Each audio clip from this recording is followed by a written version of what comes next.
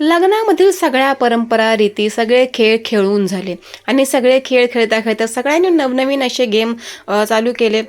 आमच्याकडे सध्या काही गेम नाही आहेत, पण तरीही मुलांनी नवनवीन गेम उत्पन्न केले, उगम केले आणि ते खेळसुद्धा नवरा नवरीकडून खेळून घेतले. आणि नंतर शेवटी बघा असा बाळाचा पाळणाही म्हणण्यात आला. मोबाईल जर आम्ही गाणं लावलं त्यानंतर ते काही व्यवस्थित वाटलं नाही. मग शेवटी आमच्या सासूबाईंनी नुसतंपैकी असा पाळणा म्हटल्या आणि त्या पाळणा म्हटल्यानंतर सगळ्यांना खूप घाई लागली होती बाळाला हगवायची. नंतर मग असं मस्तपैकी हळदीचं लेपन बनवलं पातळाचं आणि ते तिकडे टाकलं आणि म्हणाले बाळ हगलं हगलं हगलं आणि प्रत्येकाच्या हातात बाळ देण्यात आलं. आणि तुम्हाला सांगते नंतर प्रत्येकाने असं सांगितलं की मी बाळाच्या बारशाला वगैरे येतो, असं काही काही सगळं आहे.